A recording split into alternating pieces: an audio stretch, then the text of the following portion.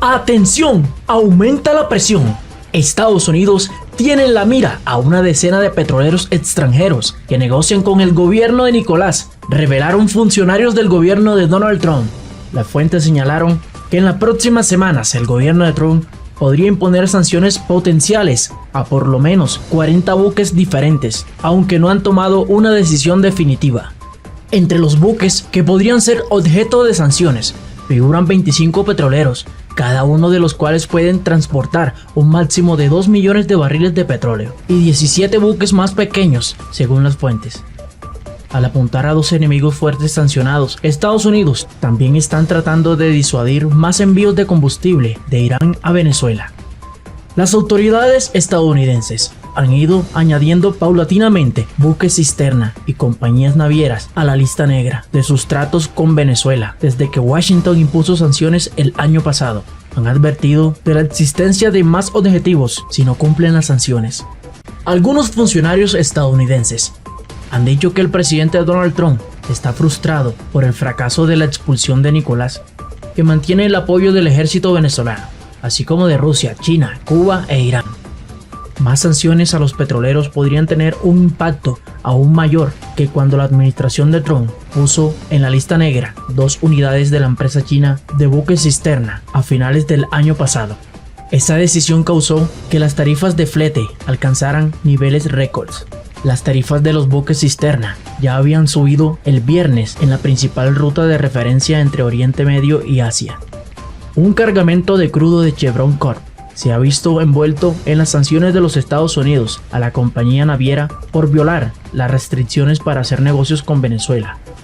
En otras noticias, Nicolás no para de enviar combustible gratis a Raúl Castro.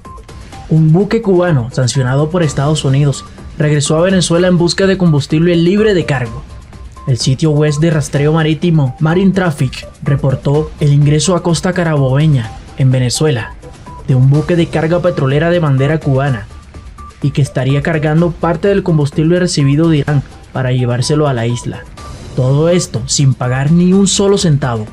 El buque Carlota, que fue sancionado por Estados Unidos en 2019, justamente por transportar combustible venezolano hacia Cuba, regresó específicamente al puerto de la refinería El Palito el 31 de mayo, lo que puso en sobreaviso a diputados de la Asamblea Nacional como Luis Stefanelli, quien confirmó: esta embarcación tiene varios años operando desde Cuba a Paraguaná, saqueando nuestra gasolina.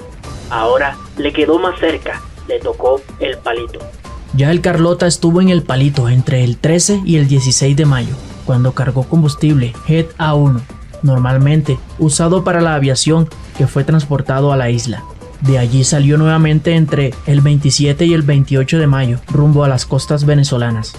Según datos generados por Marine Traffic, el Carlota, originalmente de bandera panameña, ahora navega bajo el nombre de María Cristina, con bandera cubana, tras llevar adelante un rebanderamiento, estrategia cubano-venezolana con la que buscan evadir las sanciones estadounidenses.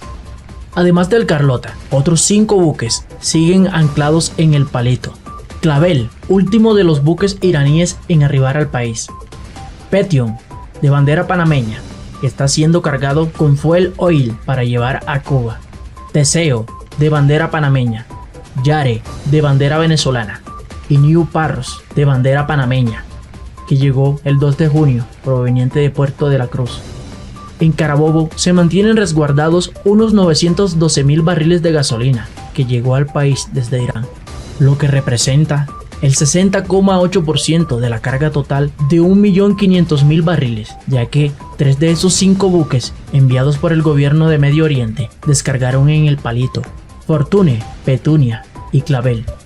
La refinería habría reactivado la producción de gasolina la semana pasada, procesando hasta el momento 37.000 barriles diarios, operando a 26,4% de su capacidad instalada, que corresponde a 140.000 barriles diarios.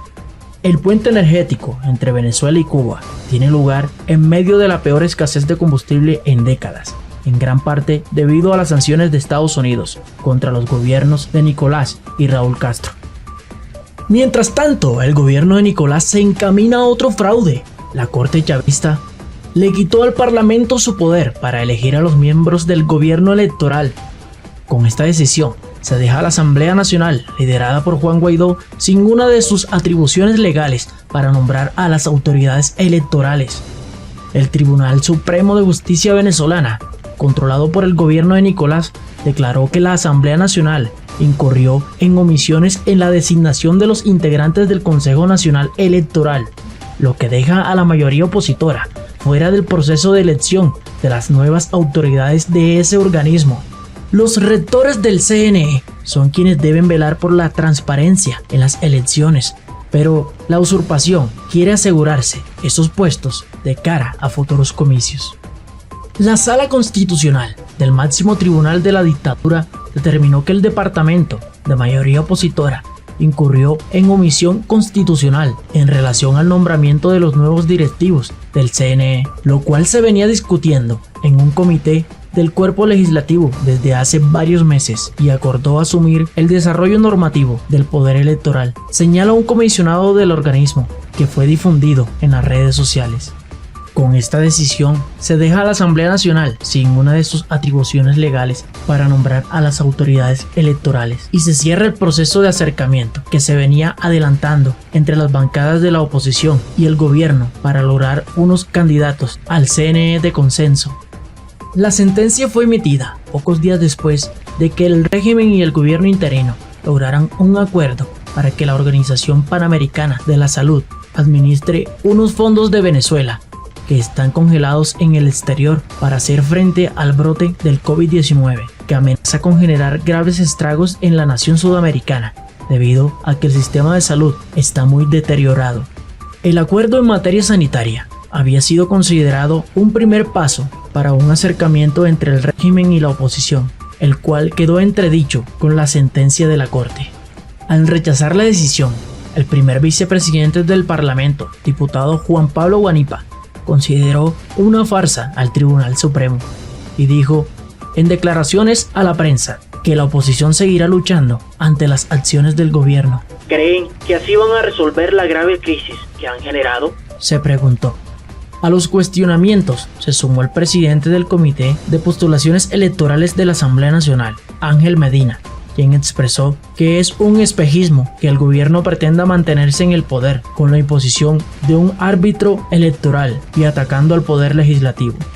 Por su parte, el abogado y académico Juan Manuel Rafali dijo en un mensaje en Twitter: un CNE designado a dedo por el Tribunal Supremo y sin amplio acuerdo político, además de nulo, no es parte de la solución, sino del problema, pues nos aleja de la única solución pacífica, que es la elección automática de diputados y del presidente. El máximo tribunal emitió su sentencia un día después que un grupo de organizaciones opositoras minoritarias que mantiene diálogos con el gobierno presentó en la Corte una demanda por omisión legislativa de la Asamblea Nacional. El TSJ dijo que se declara competente para conocer y resolver la demanda por omisión legislativa de la Asamblea Nacional, entregada esta semana por un grupo de partidos señalados por la oposición venezolana como cercanos al gobierno, y que buscaría escoger a los representantes del organismo electoral.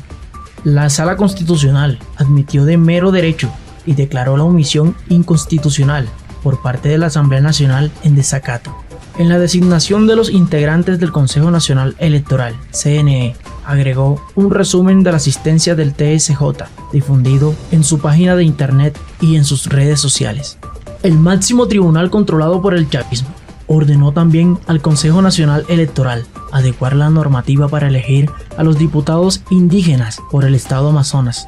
La incorporación de estos legisladores fue la excusa que utilizó la Corte del régimen para declarar nulas gran parte de las actuaciones del Parlamento desde 2016, alegando que se incurrió en irregularidades en el proceso electoral, lo que redujo la bancada opositora a 109 integrantes y marcó el inicio de un enfrentamiento entre el Congreso y el Tribunal Supremo, el cual se ha extendido 4 años y ha implicado una serie de sentencias que han anulado casi todas las leyes y acuerdos aprobados por la mayoría opositora. La oposición encabezada por el presidente de la Asamblea Nacional, Juan Guaidó, tenía representantes en un comité en el que también había legisladores del oficialismo para buscar la designación de las autoridades electorales venezolanas, algunos con periodos vencidos. Pero esos encuentros quedaron congelados en medio de la cuarentena nacional por el brote del COVID-19 que rige en Venezuela desde el 17 de marzo, lo que hoy construye la decisión del CNE, agregó Guanipa. Opositores han expresado que sin autoridades electorales independientes no hay garantías para comicios transparentes a la Asamblea Nacional, que es el único poder legítimo del país. Más de 50 países reconocen a Guaidó como presidente encargado de Venezuela, cuyo mandato como jefe del Congreso termina el 5 de enero de 2021.